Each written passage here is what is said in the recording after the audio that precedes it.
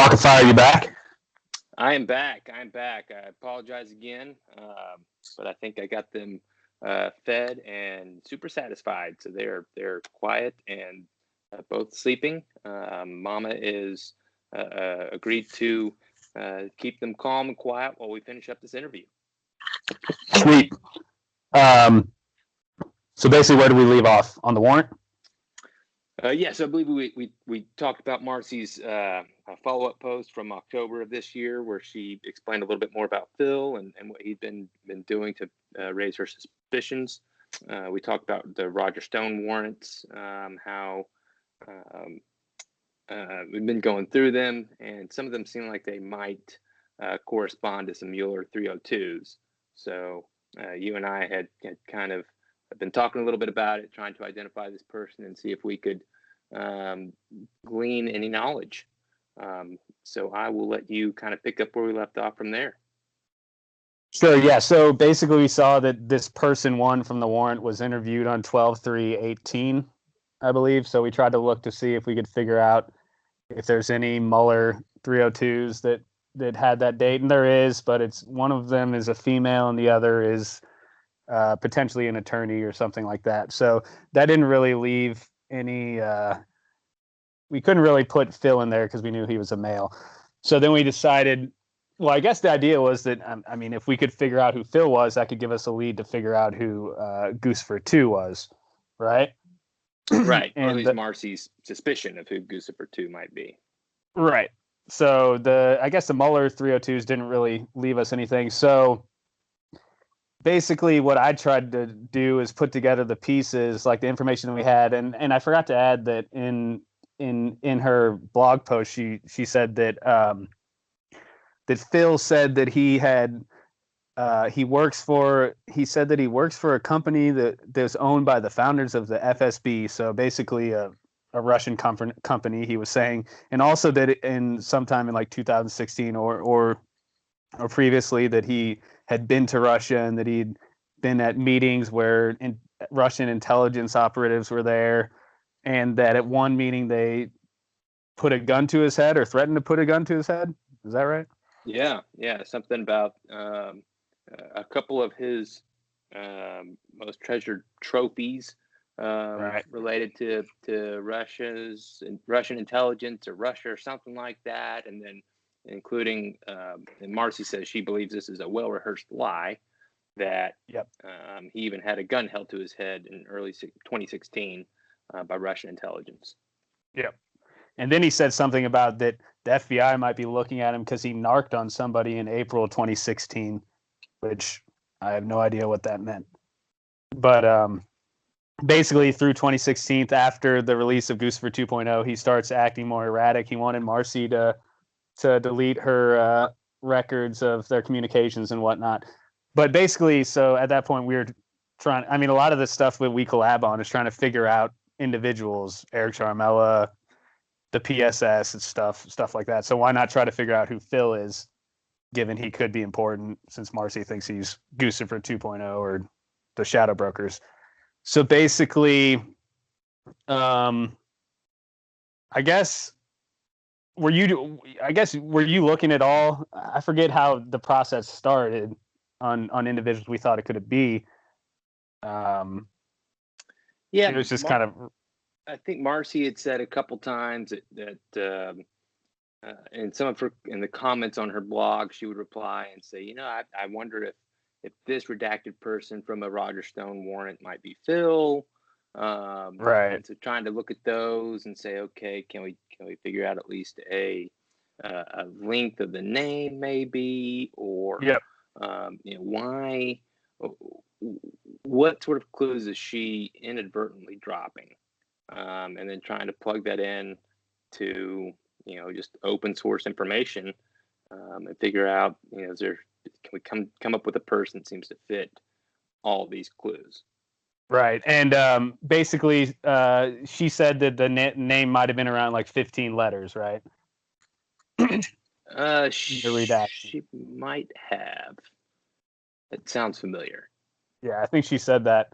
So basically we were looking for that, and then so I was basically looking at people that were I don't even know. I was just basically looking at people that were potentially involved with WikiLeaks because this guy, he was saying stuff like, um, I could get Julian out or something like that in some of the text messages.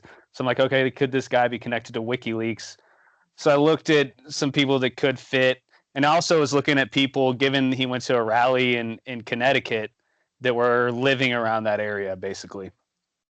And I first stumbled across, I was thinking potentially David House, who was a associate of Bradley Manning and who also worked with WikiLeaks. So I'm like, oh, let's see if this guy could match. And I looked at, I mean, his background.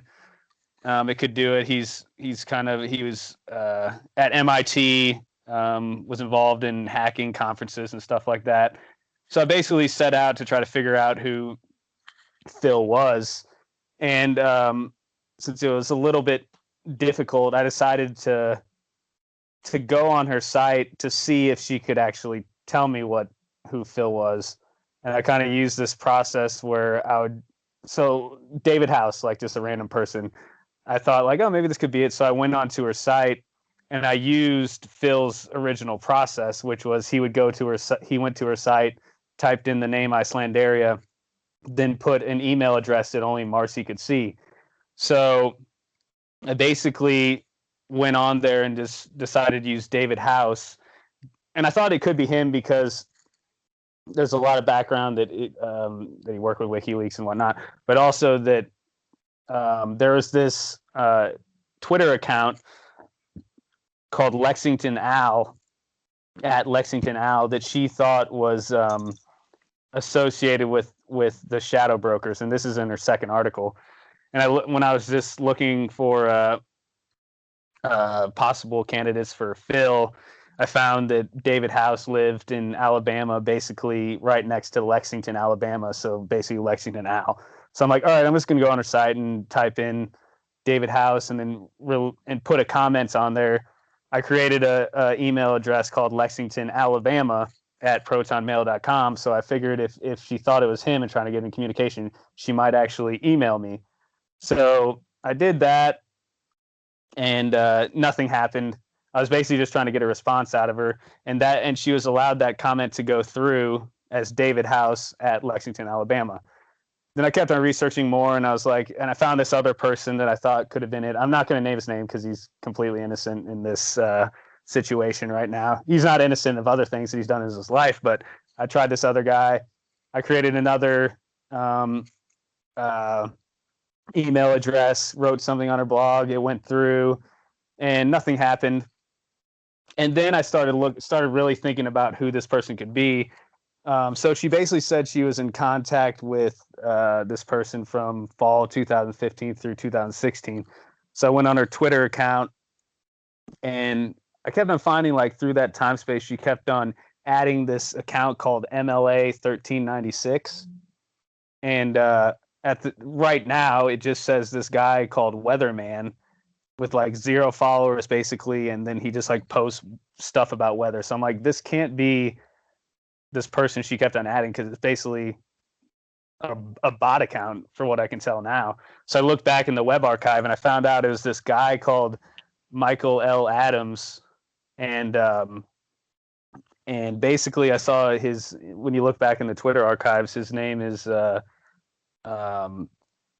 he was involved in, first of all, that he was involved with Special Operations Command, and into privacy and InfoSec. And I'm like, all right, who is this guy? And he's posting all this stuff on Twitter. It's pretty erratic. He has links on his profile to anonymous anon guide at or .cybergorilla.org, which is like an anonymous affiliate. Then he also had links to Freedom of the Press Foundation on encryption. So that's kind of a WikiLeaks affiliated group. And then other things about InfoSec. And then he was very anti Michael Flynn and other things. So I basically looked up, I tried to figure out who this guy was. And at the time, this guy was the global director of information security at Luxoft. So I looked up what Luxoft is. and it was a cybersecurity company based out of Moscow, or it was created in Moscow, and it's a global company. Some of its clients are uh, Deutsche Bank, UBS Bank, Kaspersky, and Boeing. So I'm like, all right, this guy sounds about right. The Russia connections there. I looked, and then he also had a blog on Luxoft where he actually quotes Marcy Wheeler on there and refers to her on his blog there. And then he was also a contributor to Lawfare and other things. So I'm like, all right, this guy kind of fits the bill of Phil. And if you go on his tweets, he's mentioned shadow brokers a few times. So I'm like, all right, I think this guy might be the guy. So I went on back to her blog and I just typed in, I forget which morning it was, Tuesday morning or something like that. Whatever it was, December 1st, I think. And I just put in Mike, quotation marks, Phil Adams, and I put something like, I'm just content that Flynn will never be in U.S. government again. Vickers dream or whatever. And one of his Twitter posts, he had put like Michael Vickers had fired Flynn, etc. And this guy was a big Michael Vickers fan. So then I just posted on our blog. It went through that time, which a lot of the times my post didn't go through. That one did go through. So then I'm just sitting at work. And I created the email for that one was MLA 1396 at protonmail.com, and that was his Twitter handle. So then I'm sitting at work, and all of a sudden, do you know the Twitter account? What is it? Goose for Two, or Sean Henry LARPing as Goose for Two. I forget his full account. Do you know that guy? Oh yeah, yeah, yeah. I same thing. I can't remember exactly the handle. The handle off my head, because I always see just just the Sean Henry. Shout out him, and I know his name. He's a good guy. And I had talked, because I had said that I was down a rabbit hole and he was wondering what it was, and I was like, you're gonna like it, whatever it is. And then at that point I forget what happened, but I said I figured out who Phil was. Then he just DM'd me that Marcy had put in this new post, and it just basically says that Phil, like 5 hours before Trump's pardon of Michael Flynn, Phil posted on my blog, and I opened it up, and it's my post of David House, and my reply there. I'm like, okay, like there's no way it's David House. So I read it, and it's like Phil had been posting on my blog that about the Michael Flynn stuff that he's always been obsessed with. And in his first post, he posted as Chelsea Manning associate David House. And then he also tried to leave 3 more messages on my blog. The last one, basically, what did she say? That basically blatantly confirming that it was him. And I knew, and she can follow our IP addresses or whoever's posting on her blog. So I knew my last message was obviously Michael L. Adams. So at that point, I was like, holy crap, she just outed her source. And since it was the same morning, and she probably posted that like a couple hours after I posted in the morning as Michael L. Adams on her, Michael Phil L. Adams on her site. So at that point, I'm like, okay, I got you. And then I made the thread. Did I explain that good enough? I don't know. Yeah. So I just double checked. I want to make sure at Guccifer2 Henry, it's Guccifer numeral 2 Henry, gets a proper shout out. He's definitely a great follow. He's got a lot of good insights, and so that's his official handle. And yeah, I think you explained it pretty well. Another thing too, your thread that you mentioned, I would make sure and link that again whenever you post this, because you have links in either the first or second tweet of the thread to a couple of these posts from Marcy on Empty Wheel, and I think that got lost on a lot of your readers, Right. who didn't realize that they were supposed to go read those posts. And Right. So they're that's on the first post. That's why I said read, but I guess people didn't read.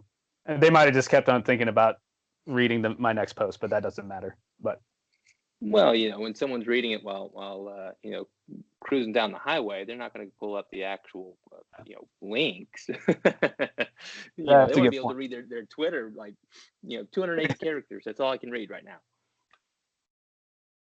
Yeah, if I wasn't thinking about that. But I just tweeted it like everybody had already read the articles. And that's my bad. Right. Well, and everyone should read it. And again, the thread, the replies, everything about this whole situation, how you managed to figure out who she was talking about, and kind of, like you said, use the same process that Phil himself had used on her. Yeah. So basically, I knew that process could possibly work because she knew that Phil had used that. So basically, like Double Wide has said, I basically social engineered her into thinking that I was Phil.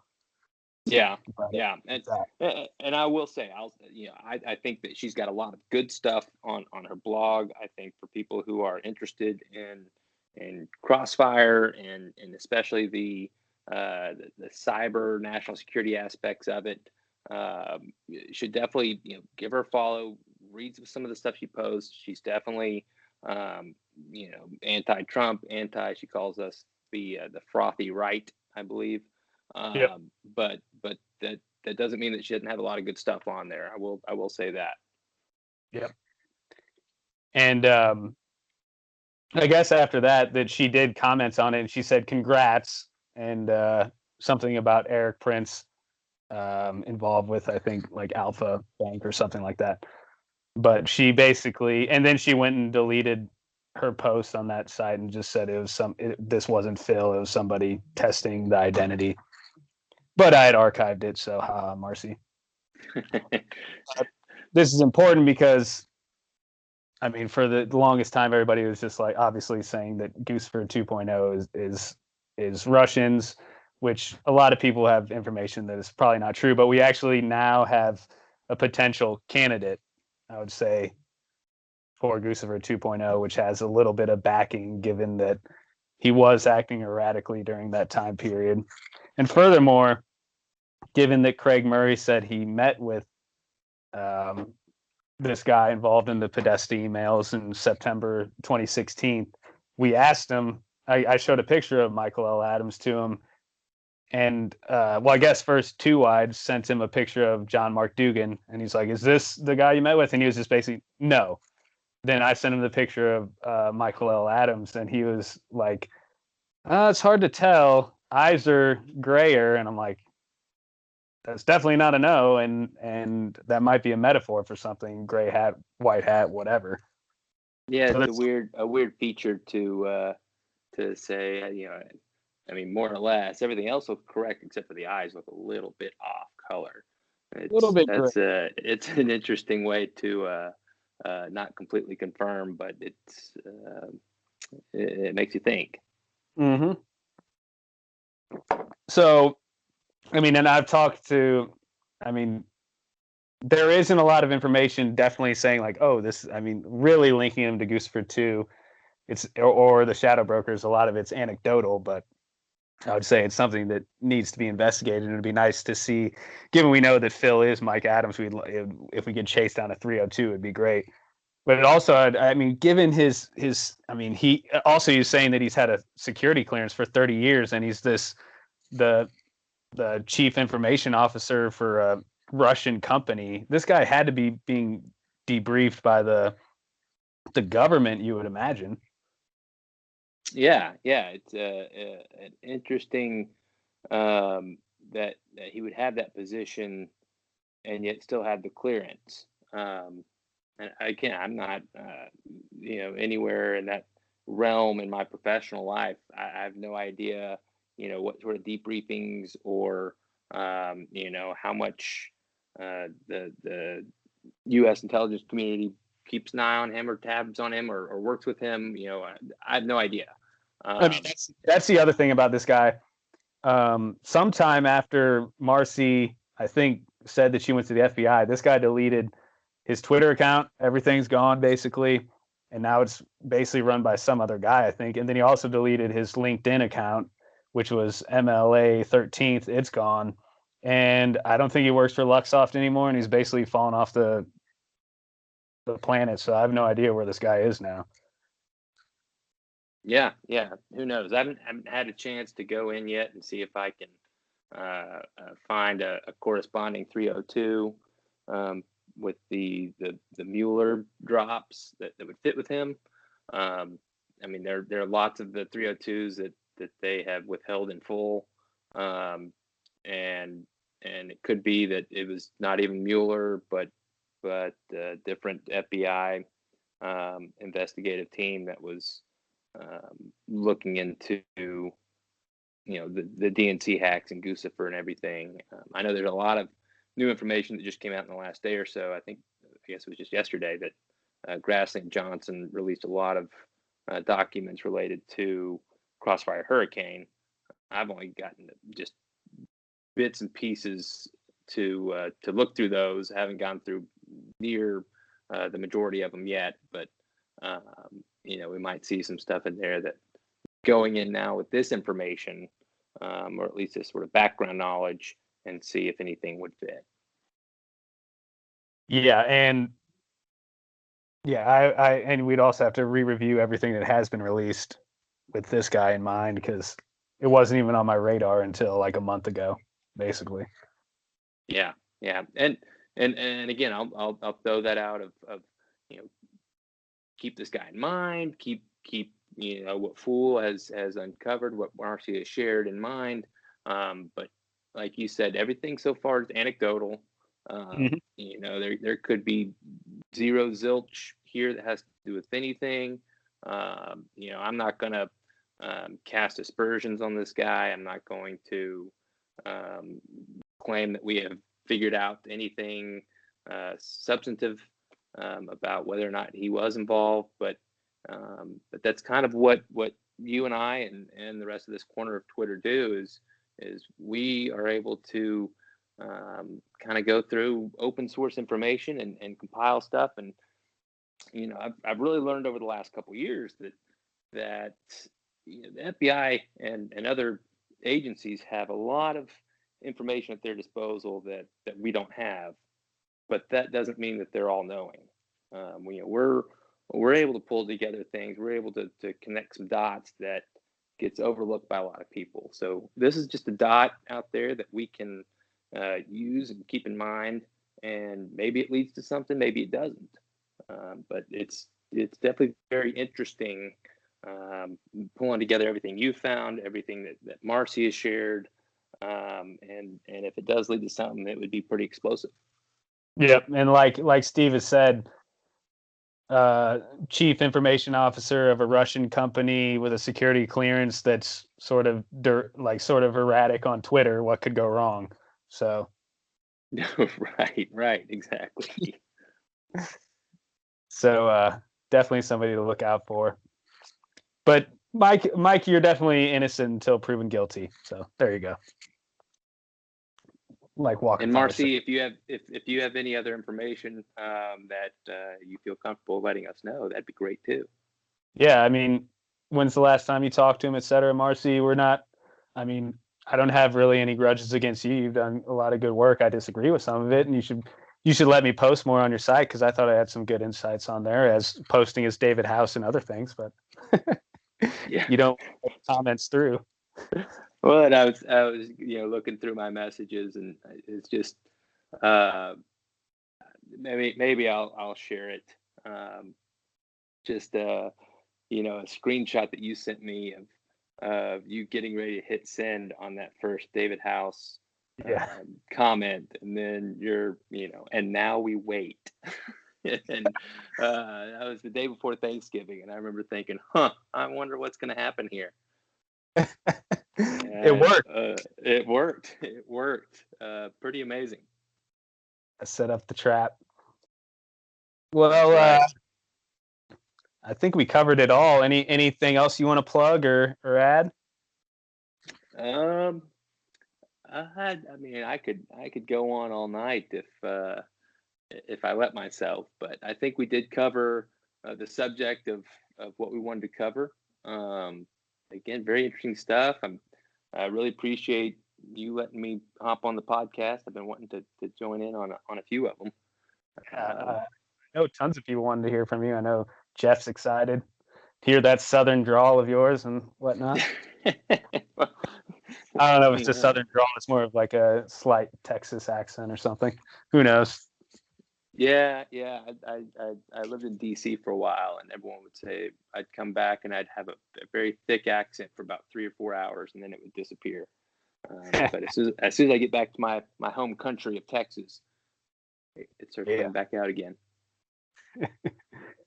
All right. Yeah, you just want to say your website again, because that needs to be hit more. I think it's a great resource.